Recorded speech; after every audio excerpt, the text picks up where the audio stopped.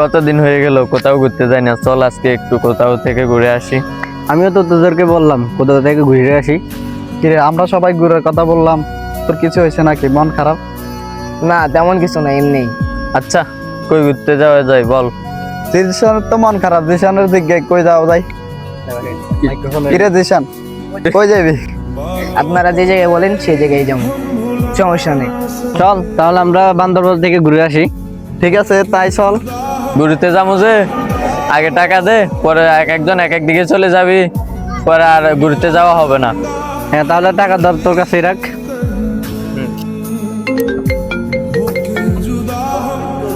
ভাই আপনার মা ওষুধ কিনতে আসছে, আগের তো অনেক টাকা পাওয়া না, আগের টাকা না দিলে এখন তো ওষুধ দেওয়া যাবে না। আচ্ছা আপনি ওষুধ দেন, আমি আগের টাকা সহ টাকা ব্যবস্থা করে নিয়ে আসতেছি।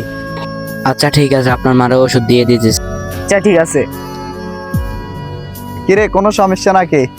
না কোনো সমস্যা না, আপনারা ঘুরতে যাওয়ার জন্য কত করে টাকা তুলতেছেন?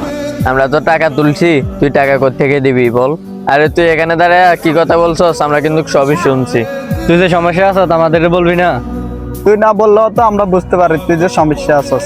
আমরা সবাই যে টাকা তুলছি ওই টাকা তোর মার জন্য দেবো, তুই ওই টাকা দিয়ে তোর আম্মুর জন্য ওষুধ আনবি। এই টাকা দিয়ে তোর মার ওষুধ কিনবি। এবার না হয় আমরা ঘুরতে নাই গেলাম, নেক্সট টাইম যাবো, সমস্যা নাই।